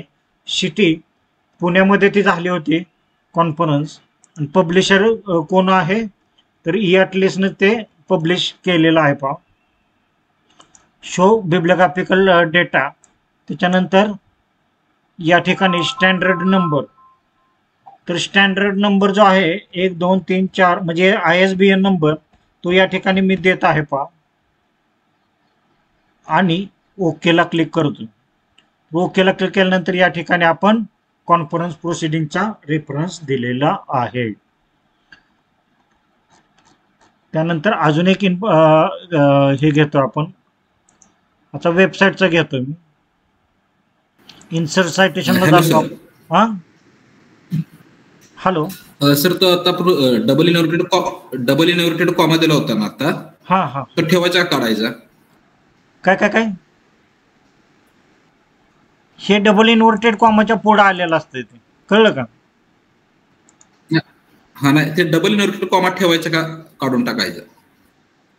नाही ठेवायचं नाही, कारण तुम्ही बरं का ज्या आर्टिकल मधला तो जो डेटा घेतलेला आहे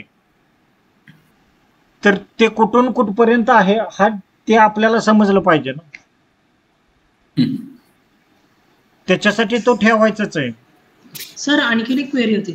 हा हा ही आपण की नाही सर वर्ड मध्ये MS ऑफिस मध्ये आता करायला लागलो रेफरन्सेस, म्हणजे त्यातलं references as a reference tool म्हणून वापरतोय. बरोबर. मग रेफरन्स मॅनेजमेंट टूल्स जे आहेत जे झोटेरो वगैरे त्याचं म्हणजे त्याचं काय? नाही बरं का, ऍक्च्युली मेंडेले आणि झोटेरो हे अतिशय चांगले टूल आहेत काय. आणि मेंडेले टूल जे आहे तर ते मेंडेले टूल खूप चांगलं आहे. म्हणजे ऍक्च्युली तुम्ही थोडक्यात तुम्हाला मेंडेलेचा क्लाउड तुम्हाला वापरायला मिळतो. म्हणजे तुम्ही आता एखादा डेटा जो आहे समजा तुमचा PhDचा थेसिस तुम्ही करताय आणि तुम्हाला ते पेनड्राईव्ह मध्ये कॅरी करावा लागतो किंवा लॅपटॉपमध्ये कॅरी करावा लागतो. दुसऱ्या समजा कॉलेजमध्ये गेल्यानंतर तुम्हाला कम्प्युटरमध्ये तिथं काय करायचं असेल काम तर तुम्हाला पेनड्राईव्ह कॅरी करावं लागणार ना. पण जसं की गुगल ड्राईव्हचा क्लाउड मिळू शकतो तसंच मेंडेलेचा क्लाउड तुम्ही म्हणजे तुम्ही जेव्हा काम करता त्यावेळेस मेंडेलेचा प्रॉपर क्लाउड तुम्हाला वापरायला मिळतो. तुम्ही फक्त तिथं लॉग इन करायचं आणि तुमचं काम करायचं. अतिशय सोपी पद्धत आहे म्हणजे. हा आणि ह्या मायक्रोसॉफ्ट वर्डमध्ये ॲड ऑन नावाचा एक ऑप्शन आहे, त्याच्या माध्यमातून तुम्ही मेंडेलेचा डेटा आहे असं घेऊ शकता. ते पण खूप सोपं आहे. ते डॉक्टर गोपाळ कुमार सरांचं एक व्याख्यान आहे, ते मी तुम्हाला वाटल्यास यूट्यूबची लिंक तुम्हाला शेअर करेन तुमच्या ग्रुपला. सर नक्की नक्की. हा ऍक्च्युली ही खूप सोपी पद्धत आहे. पण जरी तुम्ही मेंडेले वापरलं किंवा झोटेरो वापरलं तरी मी जी सांगतोय ते तुम्हाला करावंच लागणार आहे, कळलं का? ओके. म्हणजे आणि एक लक्षात घ्या की असं जर खायची म्हणजे असं खायला मिळत असेल तर कधी कधी असं खायची आवश्यकता नसते ना. हा म्हणजे मायक्रोसॉफ्ट वर्ड हे अतिशय सोपं आहे, सुटसुटीत तुमची PhD होणार. ऍक्च्युली मेंडेलेमध्ये पण बऱ्याच वेळेला काय होतं डेटा जास्त झालं तर गार्बेज हे MS वर्ड मधला आपण रेफरन्स टूल यूज केलं तर झोटेरोची गरज नसतेच का? झोटेरोची गरज नाही, मेंडेलेची पण गरज नाही. तुमच्या माहितीसाठी सांगतो की मेंडेलेमध्ये काय होतं बऱ्याच वेळेला की झोटेरोमध्ये किंवा मेंडेलेमध्ये की आपण काय करतो, आता माझी PhD ICT वर चालू आहे तर ICTचे दिसलं आर्टिकल की टाकते त्याच्यात, दुसरं आर्टिकल की टाकते त्याच्यात, असं करतो आपण. पण नंतर काय होतं कन्फ्युजन, अरे बापरे इथं तर खूप मोठं गार्बेज आहे, मग ह्याच्यातलं नेमकं मी काय घेऊ, त्याच्यातलं रेफरन्स काय घेऊ, म्हणजे असं खूप कन्फ्युजन होतं काय.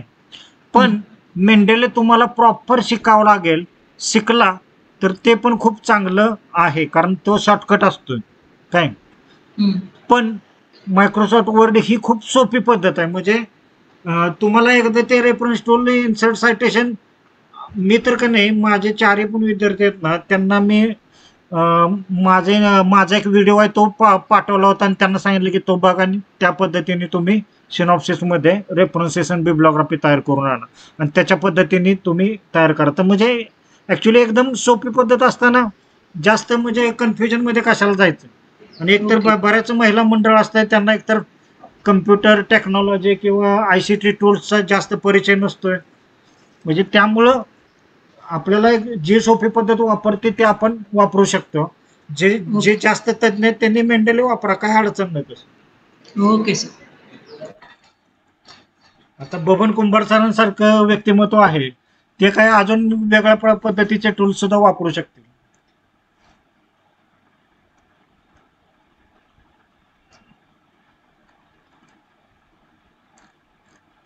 हॅलो बबन कुंभार सर, मला वाटतं जेवायला गेले काय. बरं का, नॉलेज विजडम. आता आपण खालच्या अजून एखादं उदाहरण घेऊयात, म्हणजे तुम्हाला ते म्हणजे what is excellence, excellence mean it is a repetition of work. एखादी गोष्ट रिपीट केली तर तुम्हाला ते परफेक्ट समजते. पहा, लिंक सांगणार होता सर. लिंक कशी. हा, वेबसाईटचं उदाहरण घेऊया. वेबसाईट. आता इथे इन्सर्ट सायटेशनला जातो मी, ऍड न्यू सोर्सला जातो. त्याच्यानंतर या ठिकाणी खाली ऑप्शन आहे पहा, वेबसाईट. आता वेबसाईट वरचं एखादा आपण हे घेतोय. आता वेबसाईट पण कुणी ना कुणी एखाद्यानं त्या ठिकाणी लिहिलेलंच असतं पहा. तर या ठिकाणी आपण हे करूया आपण की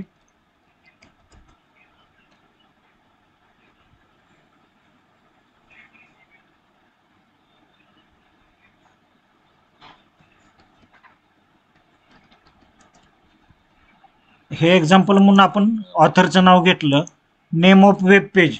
आता वेब पेजला नाव असते, समजा डेसीडॉक जर्नल ऑफ डेसीडॉकचा असेल समजा वेब पेज. आता इथं वेब पेज आहे ना, तर ते कोणत्या वर्षी तयार केलेले असेल ती इन्फॉर्मेशन असेल तर लिहा, नाही तर कोणत्या वर्षी तुम्ही ऍक्सेस केलेलं आहे ते वेब पेज. आता समजा मी आज ऍक्सेस केला, मंथ कुठला आहे सध्या, सप्टेंबर. डे कुठला आहे, 1 सप्टेंबर. आणि या ठिकाणी हा URL खूप महत्वाचा आहे. पण आता मी या ठिकाणी गुगलला जातो.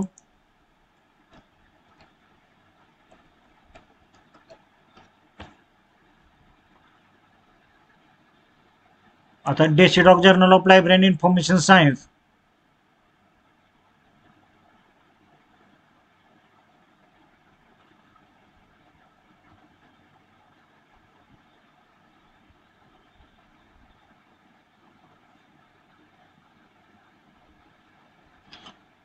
तर हा URL जो आहे तो या ठिकाणी कॉपी करत आहे मी, आणि इथं URL म्हणजे काय, तर युनिफॉर्म रिसोर्स लोकेटर. तर हा URL या ठिकाणी घेतला आणि मी ओके म्हटलं, तर या ठिकाणी त्या ऑथरचं नाव आलं आणि वेबसाईटचा रेफरन्स आलेला आहे. पहा सर, URL म्हणजे आपण जिथून ओपन करतो तिथूनच घेतला ना तो. हा, म्हणजे वरच्या बाजूला जो HTTP ऍड्रेस बार मध्ये जो असतो त्याला URL म्हणतात, uniform resource locator. Okay sir. हा. त्यानंतर अजून एक आपण बघूया अजून, म्हणजे आता याच्यामध्ये का नाही, इन्सर्ट सायटेशन मध्ये बऱ्याच गोष्टी आहेत, तेवढा तुम्ही रेफरन्स घेऊ शकता. Book section, journal article in periodical, report किंवा document, form, website, electronic source, art, sound recording, performance, film, interview, एखादी केस असेल किंवा मिसेलेनियस, म्हणजे असं ह्या सगळ्या गोष्टींचा रेफरन्स तुम्ही या ठिकाणी घेऊ शकता. तर आता आपण पेटंट घेऊया आपण.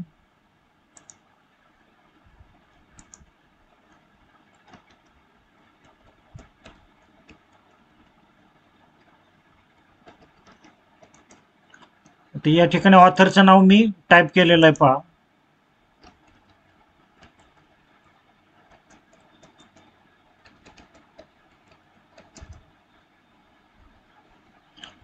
केमिस्ट्री मधलं पेटंट आहे. आपण इकडं ते पेटंटचं वर्ष किती कोणत्या वर्षी पेटंट घेतलं होतं तर त्याचं आपण दिलं. ते डे असेल तर दिला, नसेल तर नाही दिला तरी चालतंय. पेटंट नंबर पण काय या ठिकाणी एक्झाम्पल दिलेलं असतं पहा. एक अंदाजे देऊया आपण कुठं घेतलेलं पेटंट आहे इंडियामध्ये. शो ऑल बिब्लिओग्राफिकल डेटामध्ये ते ट्रान्सलेट झालेलं आहे का, कुठल्या ह्याच्यात आहे ते पण सगळं दिलेलं आहे पहा. इथं सुद्धा पेटंट तुम्ही ऑनलाईन घेतला असेल तर इथं URL तुम्ही ऍड करू शकता. ncl.com आपण असं म्हणूया. आणि ओके म्हटल्यानंतर या ठिकाणी पेटंटचा रेफरन्स आलेला आहे पहा. आता आपण या ठिकाणी रेफरन्सेस किंवा बिब्लिओग्राफी कशी ऍड करायची आपण नवीन पानावर जातोय खालच्या बाजूला. आता इन्सर्ट सायटेशन केलेत आपण. इथं बिब्लिओग्राफी दिसतंय का? Yes sir. हा, list all your sources in a bibliography work किंवा सायटेड सेक्शन. आता एक लक्षात घ्या की इथं APA style, Chicago, Harvard, IEEE हे सगळ्या पद्धतीचं असते. आता बिब्लिओग्राफीला क्लिक केलं मी तर या ठिकाणी काय झालेलं आहे तयार, बिब्लिओग्राफी तयार झालेली आहे आणि हे अल्फाबेटिकली तयार झालेलं आहे. आलं का लक्षात? आता ओके. समजा अचानक विद्यापीठाने नियम बदलला आणि त्या जर म्हणले शिकागो स्टाईल मध्ये पाहिजे किंवा IEEE स्टाईल मध्ये पाहिजे किंवा MLAचं 7th एडिशन वापरा, तर एका क्लिकवर इथं MLA म्हणजे हे जे American psychological association generally APA 6th edition वापरलं जातं, 7th एडिशन वापरलं जातं. पण अचानक समजा एखाद्या विद्यापीठांनी नेम बदलला, UGC नेम बदलला की तुम्ही ह्या सायटेशन मध्ये तुम्ही ह्या सायटेशन स्टाईल मध्ये तुम्ही तुमची बिब्लिओग्राफी द्या, तर तुमचे एका क्लिकवर या ठिकाणी सायटेशन स्टाईल बदलत आहे. पण आलं लक्षात? शिकागो म्हणलं तर शिकागो लगेच येतं या बघ. Yes sir. APA म्हणलं APA स्टाईल मध्ये या ठिकाणी चेंज होतोय. आता समजा सर फक्त बिब्लिओग्राफी मध्ये जाऊन ते स्टाईल फक्त चेंज करायची एवढंच ना? हा, बिब्लिओग्राफी मध्ये जाऊन फक्त स्टाईल चेंज केली की ऑटोमॅटिक चेंज होतं. आता तुम्ही आता एवढे रेफरन्सेस घेतलंय, आता भविष्यात तुमच्या थिसिस लिहायचं काम चालू आहे. समजा अचानक तुम्हाला एखादा पॅराग्राफ मिळाला आणि तिथं तुम्हाला रेफरन्स ऍड करायचा असेल तर या ठिकाणी नवीन एक रेफरन्स ऍड करून दाखवतो. इथं समजा इथं आपण कर्सर घेतला, त्यानंतर इन्सर्ट सायटेशन म्हटलं, नंतर ऍड न्यू म्हटलं, त्यानंतर परत एखाद्या पुस्तकाचा आपण रेफरन्स घेतला, इथं ऑथरला गेलो आपण,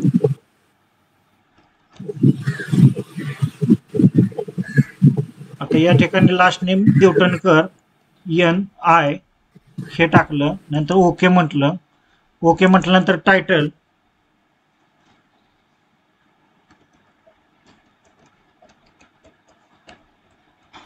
total quality management in library science असं पुस्तकाचं नाव आहे पहा. त्यानंतर 2018 सिटी कोल्हापूर म्हणूया आपण. पब्लिशर खडके प्रकाशन, हे आपण एक्झाम्पल म्हणून घेतोय पहा. आणि शो ऑल बिब्लिओग्राफी, त्यानंतर ISBN आपण देऊया. एक लक्षात घ्या की पिरियडिकलला ISSN आणि पुस्तकाला ISBN हा खूप महत्वाचा असतो. जो काय असेल ते आपण या ठिकाणी ISBN दिला. आणि इथं जो स्टार दिलेला आहे ना, ह्या मेंडेटरी फील्ड असतात. पब्लिशर मस्ट असतो पुस्तकाला. तर अशा प्रकारे आपण ओके म्हणलं तिथं. तर या ठिकाणी देवटणकर सरांचं आता ह्या ठिकाणी मी नाव टाकून ऍड केलं. तर आता तुम्ही खालची जी बिब्लिओग्राफी होती तर तिथं फक्त काय करायचं आहे, अपडेट सायटेशन अँड बिब्लिओग्राफी म्हणायचं. आता अपडेट म्हणलं तर इथं काय खाली देवटणकर NI 2018 total college management in library science Kolhapur Phadke प्रकाशन ऍड झालं ना हे.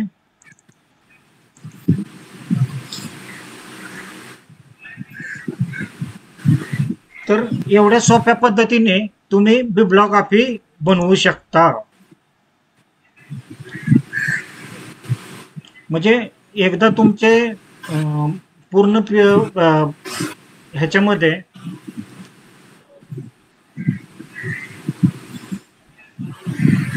पूर्ण थेसिसच्या 300 पानांमध्ये किंवा 400 पानांमध्ये सगळे रेफरन्सेस तुम्ही टाकलेले आहेत आणि एखादा रेफरन्स वरच्या पानामध्ये ऍड केला तर खाली बिब्लिओग्राफीमध्ये बाय डिफॉल्ट जर तिथं मध्ये ऍड होत असेल तर ते चांगलं आहे. नाहीतर तुम्हाला ते प्रत्येक वेळेला पेज नंबर बदला म्हणजे सगळ्या गोष्टी ते मॅटर करतात. आता आपण पुढची एक गोष्ट पाहूया. या ठिकाणी इन्सर्ट टेबल इन्सर्ट कॅप्शन आपण पाहूया. तर समजा आपण एखादं चित्र या ठिकाणी आपण घेतलं, समजा हे चित्र घेतलं. आता इन्सर्ट कॅप्शन जे आहे तर ह्या चित्राला काय करायचं, राईट क्लिक करायचं आणि इन्सर्ट कॅप्शन म्हटलं तर इथं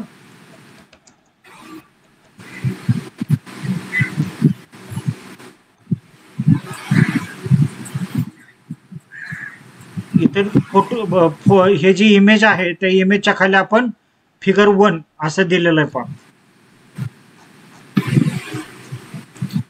इथे एक आपण चित्र घेऊया.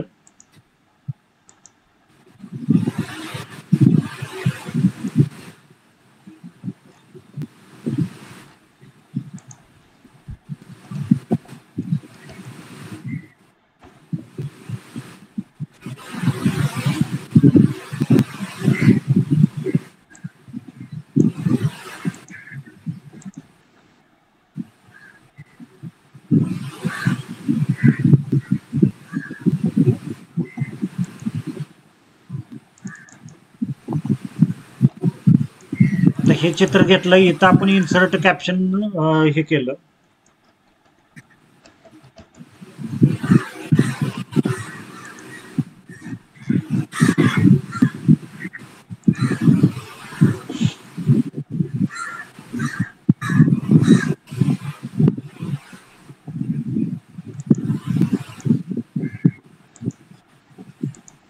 इथे एखादा शेप घेतला आपण.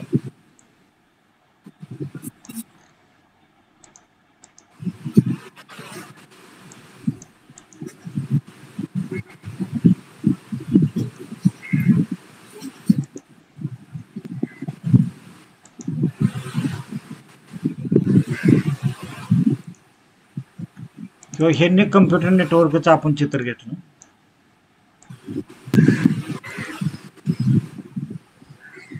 मला इन्सर्ट कॅप्शन म्हटलं आणि कम्प्युटर नेटवर्क असं कॅप्शन आपण या ठिकाणी दिलेलं आहे. पहा आता हे जे आपण इमेजेस घेतो, PhDचं थेसिस बनवताना जे इमेजेस आपण घेतलेले असतात तर त्यांच्या फिगरची यादी आपल्याला द्यावी लागते.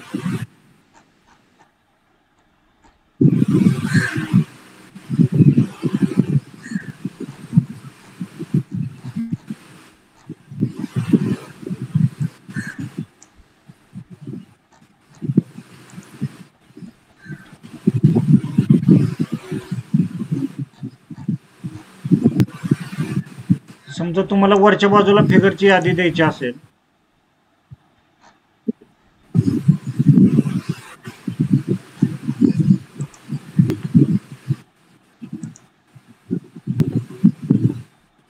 तर इन्सर्ट टेबल ऑफ फिगर्स असं क्लिक केल्यानंतर या ठिकाणी तुमचा टेबल कोणत्या स्वरूपामध्ये पाहिजे तो या ठिकाणी तुम्हाला डिटेक्ट करता येतो की फॉर्मॅट कसा पाहिजे, क्लासिक पाहिजे का किंवा टॅब कुठला पाहिजे, त्याच्या हे कशाला पाहिजे. तर अशा प्रकारे आपल्याला फिगरची यादी या ठिकाणी देऊ शकतो. इथं कंट्रोल क्लिक करून ज्यावेळेला कम्प्युटरला क्लिक केलं तर डायरेक्ट कम्प्युटरला आपण सर लिस्टला कुठून गेला ते तू कुठून फिगरची लिस्ट करताना स्टार्टिंगला कुठून जायचं? हा फिगरची लिस्ट करताना का नाही रेफरन्स टूल मध्ये फिगर पहिल्यांदा आणायची, इन्सर्ट करायची, इन्सर्ट मधून फिगरला जायचं. इन्सर्ट नाही ते झालं की लिस्ट करताना आणि लिस्ट करताना रेफरन्स मध्ये इन्सर्ट टेबल ऑफ फिगर्स असं म्हटलं की ते हे होतं. ओके इथं दिलेलं आहे पहा. रेफरन्स टूल मध्येच हे आहेत आपल्याला ज्या लागणाऱ्या गोष्टी आहेत ना तर त्या रेफरन्स टूल मध्येच आहेत पहा.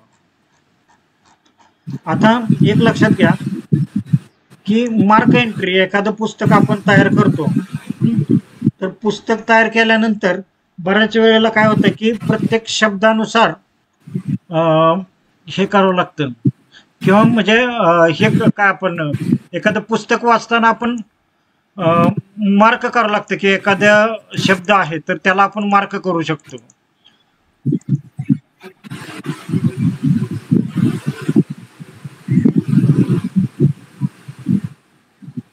आता ह्या शब्दाला मार्क केलं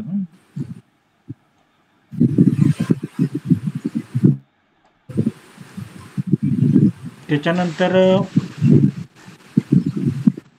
आपण खाली गेलो, खालच्या बाजूला क्लिक केलं, इथं इन्सर्टला गेलो,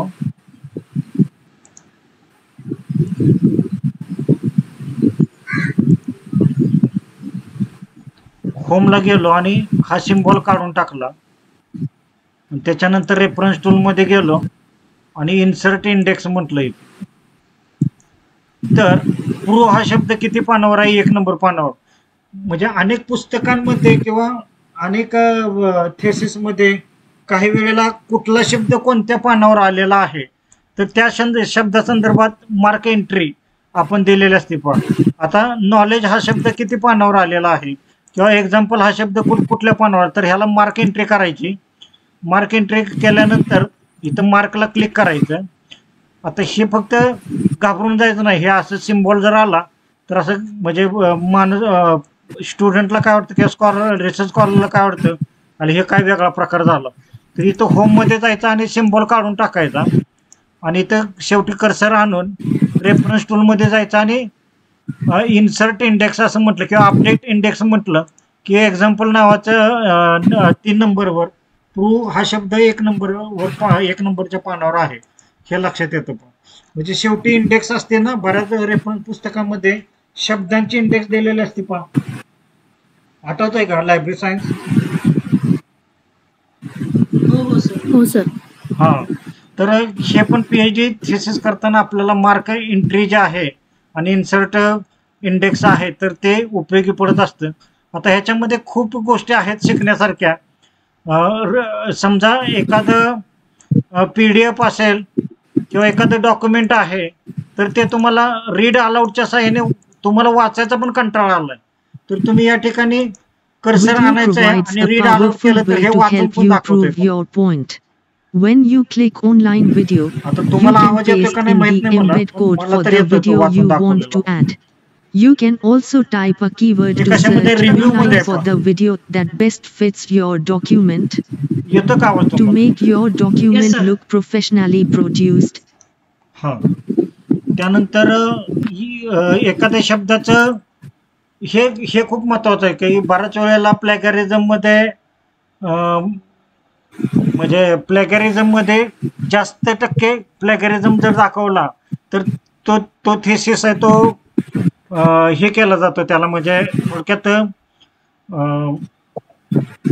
त्याची टक्केवारी कमी करण्यासाठी पुन्हा माघारी दिला जातो की बाबा 10% आत 5% आत तुमचा प्लॅगॅरिझम अलाउड आहे. तुमच्या थेसिस मध्ये जर 25% प्लॅगॅरिझम आलेला आहे त्यावेळेला पॅराफ्रेजिंग वगैरे प्रकार आहे ते पण तुम्ही पहा. किंवा सिनोनिम्स जे असतात, समजा एखादा शब्द आहे, आता हा एम्बेडेड हा शब्द आहे, त्याला राईट क्लिक केल्यानंतर या ठिकाणी सिनोनिम्स आहे पहा की एम्बेडेडला आपण इम्प्लांट किंवा इन्सर्ट हा शब्द पण आपण राईट क्लिक करून हे करू शकतो. अशा खूप गोष्टी आहेत की ज्या आता हा जो पॅराग्राफ आहे तर तुम्हाला वेगळ्या लँग्वेजमध्ये जर वाचायचं असेल तरी तुम्ही या ठिकाणी सेट प्रूफ लँग्वेज, आता बऱ्याच वेळेला काय होतं की मराठी मीडियमचे विद्यार्थी असतात त्यांना इंग्लिश खूप टफ जातं, मग त्यावेळेला लँग्वेजचा ट्रान्सफर करून तुम्ही वेगळ्या लँग्वेजमध्ये तुम्ही वाचू शकता. मराठीला क्लिक केलं, या ठिकाणी क्लिक केल्यानंतर मराठी ट्रान्सलेट होतं ते.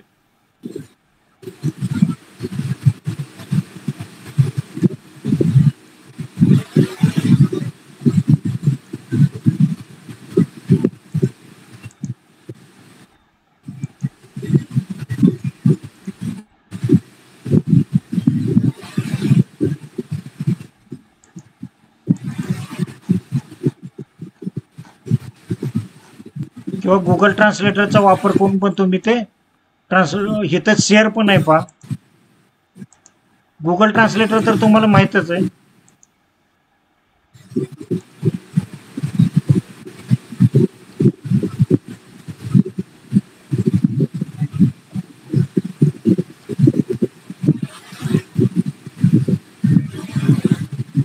कोण कोण वापर करताय गुगल ट्रान्सलेटरचा? Yes sir. करते सर.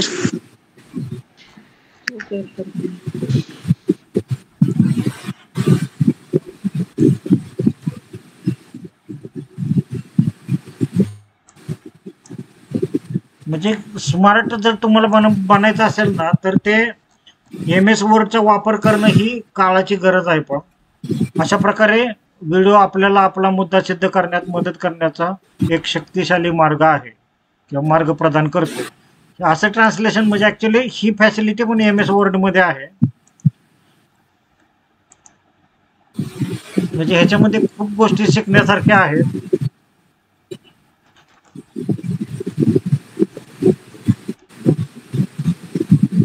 आता आपण PPT कडे जाऊया. रिव्ह्यू पण खूप महत्वाचा आणि प्रिंट महत्वाचा आहे पहा की रिव्ह्यू जे आहे त्याच्यामध्ये language, read aloud, spelling, grammar,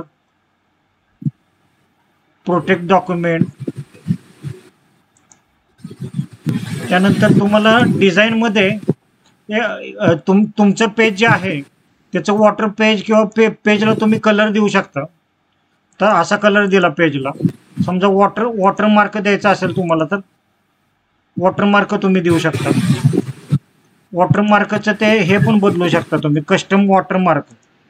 आता इथं कॉन्फिडन्शियल जे म्हटलेलं आहे तिथं मी SSM लायब्ररी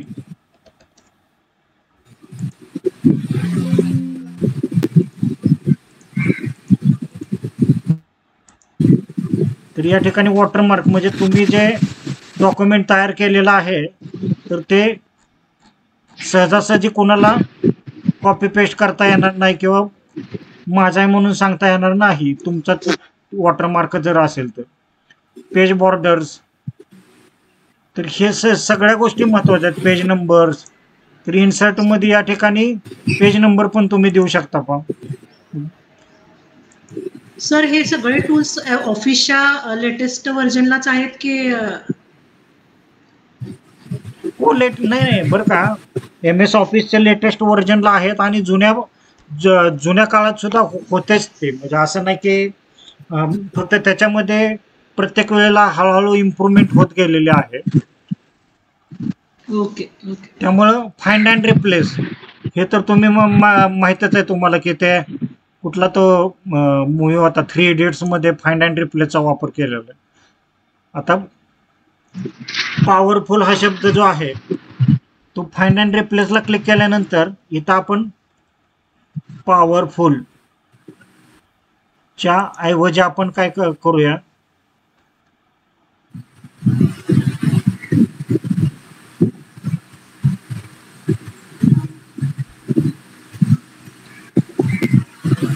शक्तिशाली असं मराठीमध्ये म्हणूया. तर रिप्लेस ऑल म्हणलं तर ज्या ज्या ठिकाणी पॉवरफुल शब्द होता तिथं काय झालेलं आहे, शक्तिशाली झालेलं.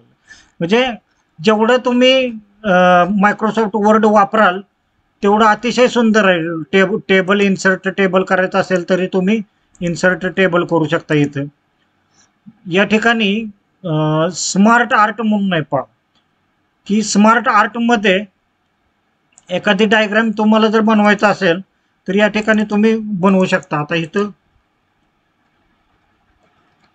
ASSM SGM ही कॉलेजचे नाव लिहितो मी. LBS YC Satara. म्हणजे अशी डायग्राम आपल्याला बाय डिफॉल्ट या ठिकाणी दिलेली आहे पहा स्मार्ट आर्टमध्ये. समजा तीच डायग्राम आपल्याला वेगळ्या पद्धतीने पाहिजे असेल तरी इथं ओके केलं तर लगेच ते वेगळ्या पद्धतीने पण आपल्याला तयार करता येते. ऑनलाईन व्हिडिओ, एखादा जर व्हिडिओची लिंक असेल तर ऑनलाईन व्हिडिओची लिंक पण आपण या ठिकाणी देऊ शकतो पहा.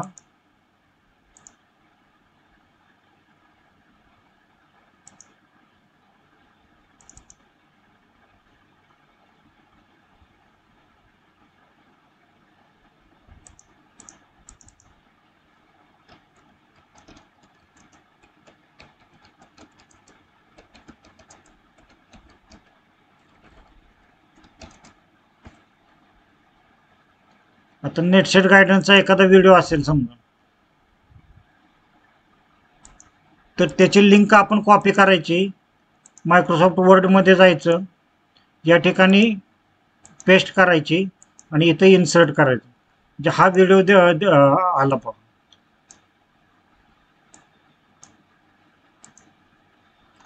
म्हणजे अशा प्रकारे आपण इन्सर्टमध्ये smart art, chart, online video, comment, तर पेज नंबर हे खूप महत्त्वाचं आहे. वर्ड आर्ट तर तुम्हाला माहीतच आहे की एखादा समजा आता इथं वर्ड आर्ट वापरायचं असेल तर या ठिकाणी आपण वर्ड आर्टचा वापर करू शकतो.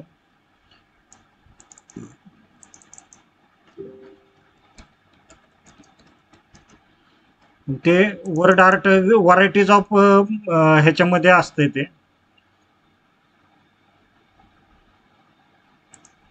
वेगवेगळ्या फॉर्मॅटमध्ये वर्ड आर्ट असते. समजा आपल्याला वेगळं हे पाहिजे असेल तर वेगळा पण फॉर्मॅट मिळू शकतो.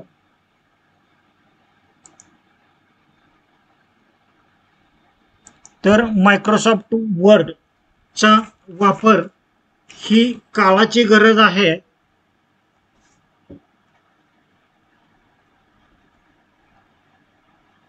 तर या ठिकाणी आपण व्याख्यान थांबवतोय आणि शेवटी तुम्हाला मी सांगतोय की बरं का, कन्क्लुजन मध्ये असं सांगतो मी की MS word, MS Excel, MS PowerPoint आणि MS ऍक्सेस. आता मी तुम्हाला कोणाला काय प्रश्न आहे का सर? मला विचारायचं होता. हा. सध्या APA 7th एडिशन रेफरन्स टूलचं वापरलं जातं आणि लॅपटॉप किंवा कॉम्प्युटरमध्ये 6th एडिशन असतं. मग त्यामध्ये काय फरक आहे दोन्ही? नाही, ऍक्च्युली तसं काही एवढा फरक नाही आहे बरं का. 7th एडिशन आणि म्हणजे ते ऍक्च्युली कसं असतं, APA स्टाईल आहे ना, अमेरिकन सायकोलॉजिकल असोसिएशनने जे बनवलेली सायटेशन स्टाईल आहे, तर ते त्यांच्या रूल्स अँड रेग्युलेशन प्रमाणे आहे. त्यामुळं त्याचं ऑथरचं नाव ते एवढा फरक नाही. एखादा समजा आता पेटंट असेल, मिसेलेनस असेल किंवा फिल्म असेल त्याच्यामध्ये थोडासा फरक पडतो. नाहीतर बुक्स, जर्नल्स, पिरियडिकल्स, वेबसाईट ह्याच्यामध्ये जास्त फरक झालेला नाही 6 आणि 7 मध्ये. त्यामुळे त्याची काही एवढी काळजी करू नका. APA स्टाईल असली म्हणजे झालं.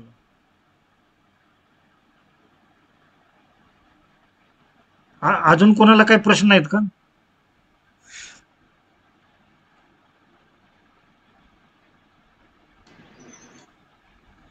हॅलो. नाही सर, थँक्यू. नाही सर. Okay sir.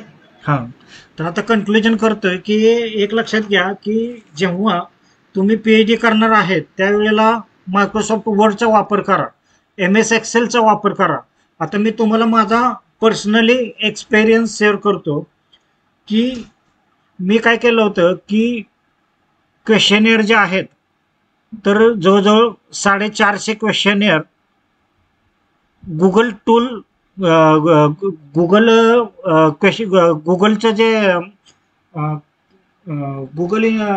गुगलचं जे आपलं क्वेश्चनेअर आहेत त्याची तयार केली आणि गुगल क्वेश्चनेअर बनवून त्याच्यामध्ये सगळा डेटा भरून घेतला. गुगल फॉर्मचा वापर जो करून मी काय केलं, आता त्या काळामध्ये गुगल फॉर्मचा जास्त जण वापर करत नव्हते 2015 साली काय.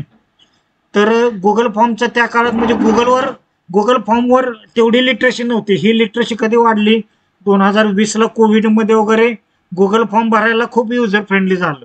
पण आमच्या काळात 2015 साली गुगल फॉर्म जर एखाद्याला पाठवलं तर ते कंटाळा करायचं भरायला. त्यामुळं आम्ही फिजिकली क्वेश्चनेअर घेतल्या होत्या. पण मी काय केलं, मी स्वतः सगळ्या क्वेश्चनेअर ज्या आहेत तर त्या गुगल फॉर्म तयार करून त्याच्यामध्ये सगळा डेटा भरून घेतला. आलं लक्षात. मग त्यामुळं तिथं समरीमध्ये काय झालंय, MS एक्सेलमध्ये समरीमध्ये प्रत्येक प्रश्नांची उत्तरं मला पाय चार्ट बार चार्ट मध्ये ऑटोमॅटिक मिळाली. आणि ते पाय चार्ट आणि बार चार्ट जे आहेत तर ते मी काय केलं, कॉपी पेस्ट करून मायक्रोसॉफ्ट वर्डमध्ये घेतली. आलं लक्षात. आणि त्याच्यानंतर डेटा इंटरप्रिटेशन केलेलं आहे. म्हणजे प्रत्येक टेबलचा डायग्राम बनवून पाय चार्ट बनवून त्याचं डेटा इंटरप्रिटेशन केलेलं आहे. आणि तो जो डेटा आहे तो एक्सेलमध्ये असणारा डेटा त्याच्याच साह्याने मी काय केलं होतं, हायपोथेसिस टेस्टिंग केलं होतं SPSSचा वापर करून. आणि हायपोथेसिस टेस्टिंग केल्यानंतर मी फाइंडिंग कन्क्लुजन व्यवस्थितपणे लिहू शकलो. हे मला आवर्जून तुम्हाला सांगायचं आहे कन्क्लुजनमध्ये. कारण MS वर्डचा एक्सेलचा वापर तुम्ही PhDचा गुगल फॉर्म बनवून गुगल फॉर्मच्या माध्यमातून तुम्ही त्या ठिकाणी पाय चार्ट बार चार्ट किंवा अनेक प्रकारचे चार्ट्स बाय डिफॉल्ट मिळतात, त्याचा वापर करून तुम्ही जर मायक्रोसॉफ्ट वर्डचा प्रॉपर वापर केला तर तुम्हाला PhD थिसिस रायटिंगमध्ये काही अडचण येणार नाही. समजलं. Yes sir. हां. आणि शेवटचं तुम्हाला सांगतो की स्मार्ट वर्क करण्यासाठी Ctrl+A Ctrl+B Ctrl+C म्हणजे कॉपी, Ctrl+V म्हणजे पेस्ट, त्यानंतर Ctrl+Y म्हणजे अंडू, Ctrl+Z म्हणजे अंडू, Ctrl+Y म्हणजे पुढं फॉरवर्ड जायचं असेल तर ह्या गोष्टी ज्या आहेत तर त्या तुम्ही ज्या वेळेला मायक्रोसॉफ्ट वर्डचा वापर करत असताना त्यावेळेला स्मार्ट वर्क करण्यासाठी Ctrl+A केलं, कॉपी केली, पेस्ट केलं, हे खूप गरजेचं आहे. प्रॅक्टिस मेक्स मॅन परफेक्ट एवढं सांगून मी माझं या ठिकाणी व्याख्यान संपवतो. Thank you very much. Thank you sir. Thank you sir. Thank you sir. Thank you sir. Thank you sir. हो चल.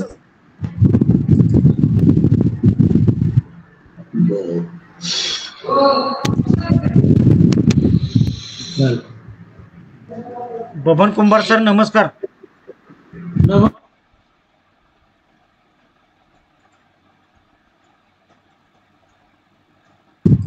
हॅलो. हा सर नमस्कार म्हणलं. नमस्कार सर. चांगला एक्सपिरियन्स तुमचा सांगितला. कृष्ण टप्पा सरांच्या अंडर तुम्ही केलेले आणि PhDचं MS वर्डचा कसा युजफुल आहे ते छान वाटलं. चांगलं आहे. Thank you sir.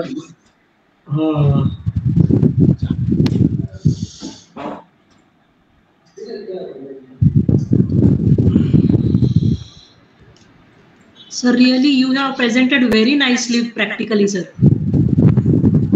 Yes, thank you very much.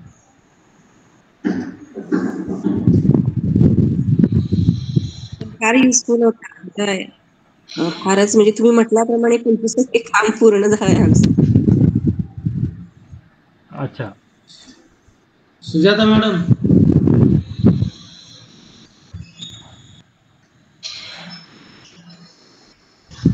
Jadhav sir. हा सर. मॅडम मला कोल्हापूरला निघायचंय आता. बर. मग पुढचं लेक्चर आहे का कंटिन्यू करावं लागेल? होय, सुतार सरांचं लेक्चर आहे की सर. अरे मग मी पोहोचणार कधी कोल्हापूरला उद्या? काय म्हटलं? दुपारचं जेवण पण ब्रेक केलं.